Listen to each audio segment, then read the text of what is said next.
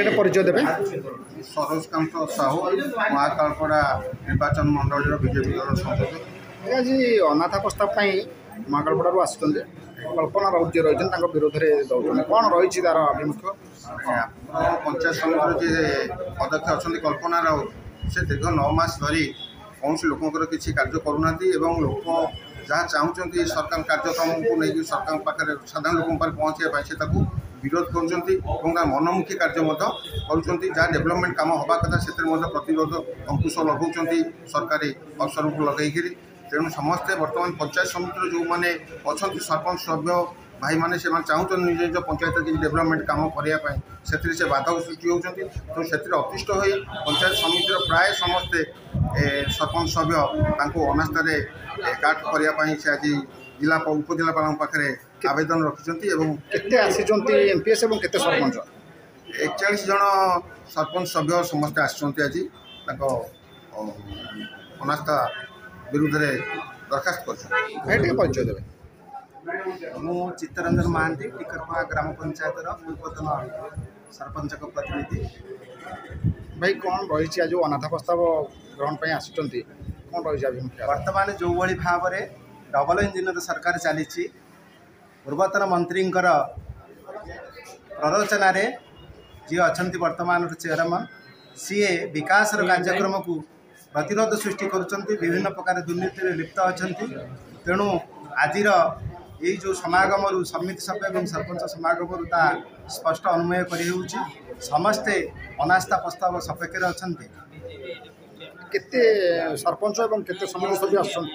ବର୍ତ୍ତମାନ ତ 41 ଜଣ ଉପସ୍ଥିତ ହୋଇସାରିଲେଣି, ଆଉ ଅନ୍ୟ ଓଏରେ ରାସ୍ତାରେ ଆଉ 3-4 ଜଣ ଅଛନ୍ତି। ତେଣୁ ଯାହା ଜଣାପଡ଼ୁଛି ନିଶ୍ଚିତ ଭାବରେ ଅନାସ୍ଥା ସପକ୍ଷରେ ଏ ପ୍ରସ୍ତାବ ମିଳିଥାଏ। ଭାଇଟି ପରିଚୟ ଦେବେ। ମୁଁ ସରୋଜ କୁମାର ପରିଡ଼ା, ଦେଉଳପଡ଼ା ପିଏସ୍ଏମ୍ର ମହାକାଳପଡ଼ା ବ୍ଲକ। କ'ଣ କହିବେ ଆଜି ଯେଉଁ ଅନାଥ ପ୍ରସ୍ତାବ ପାଇଁ ମହାକାଳପଡ଼ା ବ୍ଲକରୁ ଆସିଛନ୍ତି, କେତେ ସରପଞ୍ଚ ଆସିଛନ୍ତି, କେତେ ସମିତି ସଭ୍ୟ ଆସିଛନ୍ତି ଏବଂ ଆର କ'ଣ ଆଭିମୁଖ୍ୟ କ'ଣ? ଏଇ ଯେଉଁ ଅନାଥ ପ୍ରସ୍ତାବ ଗ୍ରହଣ କରିବାର କ'ଣ ଆଭିମୁଖ୍ୟ? ଆମର ମୋଟ 42 ଜଣ ସଭ୍ୟ ସରପଞ୍ଚ ଆସିଛନ୍ତି। ଆଉ ଯେଉଁ ସଭ୍ୟ ସରପଞ୍ଚ ଆସିଛନ୍ତି ତାদের କିଛି ବିଜେପିର ସମର୍ଥିତ ପ୍ରାର୍ଥୀ ଥିଲେ ଏବଂ ବହୁତ ପ୍ରାର୍ଥୀ ମୁଁ ବି ବିଜେଡ଼ିର ସମର୍ଥିତ ପ୍ରାର୍ଥୀ ଥିଲି। ମୁଁ ବି ବିଜେପିରେ ମିଶିକି ଆମର ବହୁତ ବିଜେଡ଼ିରୁ ଆସିକି ବିଜେପିରେ ମିଶିକି ଚେୟାରମ୍ୟାନ୍ ଯେଉଁ ଭଳିଆ ମନମାନି କାମ କରୁଥିଲେ ମହାକାଳପଡ଼ା ବ୍ଲକରେ ଏବଂ 24 ବର୍ଷର ସରକାର ଯେଉଁଭଳିଆ ଚେୟାରମ୍ୟାନ୍ ଥିଲେ ଏଇଟା ତା ଏଗ୍ନେଷ୍ଟରେ ଆମର ଏଇଟା ଗୋଟେ ପ୍ରୟାସ କେମିତି ବ୍ଲକ ଚେୟାରମ୍ୟାନ୍ ଚେଞ୍ଜ କରି ବ୍ଲକର କାମ ହେବ, କେମିତି ଭଲ କାମ ହେଇପାରିବ, କେମିତି ବ୍ଲକ ଆଗକୁ ଉନ୍ନତି କରିବ, ଏମ୍ଏଲ୍ଏଙ୍କର ଅନୁମତି କର୍ମେ ଆମେ ଆଜି ଅନାସ୍ଥା ପ୍ରସ୍ତାବକୁ ଗୃହୀତ କରିଛୁ। ଯଦି ଅନାଥ ପ୍ରସ୍ତାବ ଆପଣଙ୍କ ସପୋର୍ଟରେ ଯିବ ବୋଲି ଆପଣ କ'ଣ ଭାବୁଛନ୍ତି? ଅଲରେଡ଼ି ସପୋର୍ଟରେ ଆମର ଅଛି, 42 ଜଣ ଆମର ଅଲରେଡ଼ି ଅଛନ୍ତି। ଆହୁରି ବି ଆମର ଅଛନ୍ତି ଯେଉଁଟାକି ଆମେ ଭିତୁରା ଇଲେକ୍ସନ୍ ଭୋଟ୍ ହେଲେ ସେଇଟା ରେଜଲ୍ଟ ଆସିଲେ ଜଣାପଡ଼ିବ, ଆପଣ ଜାଣିବେ। ଅନାସ୍ଥା 100% ହେଉଛି।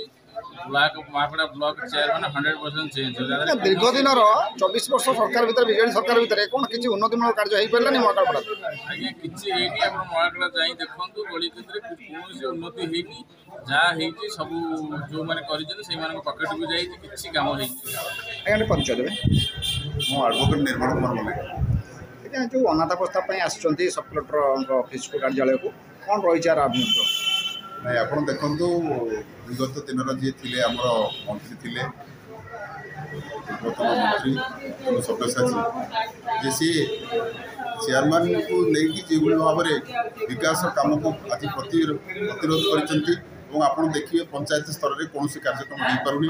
ସେଥିପାଇଁ ଡବଲ ଇଞ୍ଜିନ୍ ସରକାରରେ ଆମେ ଚାହୁଁଛୁ ଯେ ଯେଉଁ ସଭ୍ୟ ସରପଞ୍ଚମାନେ ଆସିଛନ୍ତି ସେମାନେ ନିଃସ୍ୱାର୍ଥ ଭାବରେ ଆସିଛନ୍ତି ଏବଂ ମୋର ଯେତେ ଦୂର ଦୃଢ଼ ଆଶା ବିଶ୍ୱାସ ଅଛି ଯେ ଅନାସ୍ଥା ସପକ୍ଷରେ ସମସ୍ତେ ଯିବେ ଏବଂ ମହାକାଳପଡ଼ାରେ ଗୋଟେ ନୂତନ ଯୁଗ ଆରମ୍ଭ ହେବ ଏବଂ କାହାରି ଦବଦବା କାହାରି ଆଖି ଦେଖା ଏଠି ଚଳିବ ନାହିଁ।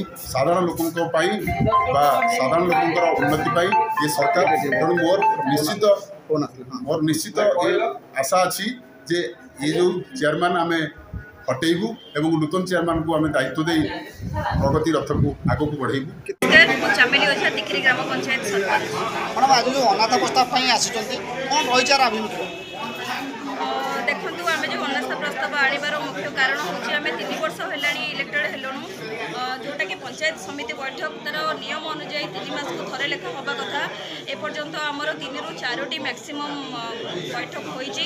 ଆଉ ବୈଠକ ଯେକୌଣସି ବି ବୈଠକ ହେଇଛି ତ ସେଥିରେ ଆମ କଥା କୌଣସି ଉପସ୍ଥାପନ କରାଯାଇ ନାହିଁ। ତ ସେତିକି ଆମକୁ ପ୍ରାୟୋରିଟି ବି ଦିଆଯାଏ ନାହିଁ। କେଉଁଠି ନା କେଉଁଠି ଆମର କ୍ଷମତାକୁ प्लस आम अच्छु सभ्य सरपंच मिसिकी महाकालपड़ार जो अध्यक्षा अच्छा कल्पना राउत एगेन्स्टे आम अनास्था प्रस्ताव आनीचु केते जन सरपंच अच्छा केते जन एमपीएस अच्छा निश्चित भाव में आमर तो जितेबाला भोटा हुए अनास्था जो चेयरमैन भोट हुए से केवल समिति सभ्य मैंने दिखती जितेबाला हटेबा चाहती जेहेतु आम समितिर मेम्बर तो मिलित भाव में आम से करूँ तो आम मेजोरिटी 62 अच्छा टोटाल ऑल मेम्बर सपोर्ट मतदान जीव निश्चित भाव में आम यहाँ क्या बाध्यता कराई समस्त समूह मत आसिक आम कौटना कौटी अवहेला हो हैरान होचु तो मिलित भाव में डिसीजन नि आज्ञा दीर्घ 24 वर्ष सरकार था विजेडी सरकार कौन उन्नतिमूलक कार्य किसी पारानी उन्नतिमूलक कार्य होनी कहले चलनी किंतु जोटी दुर्नीति बहुत होटी भी खराब काम करें भी जोटी आवाज उठेचु आम आवाज को सीटी बंद कर दि जाइए धमकई हो डरई हो थाना केस दि जाई हो जहाँ हो नूतन सरकार जो आम मैंने बहुत खुशी अच्छु बहुत संतुष्टि अच्छु से आम साहस करी आम चेयरमैन को एगेन्स्ट अनास्था प्रस्ताव आने को साहस कलु। थैंक यू ओडिशा सरकार मोहन सरकार। धन्यवाद।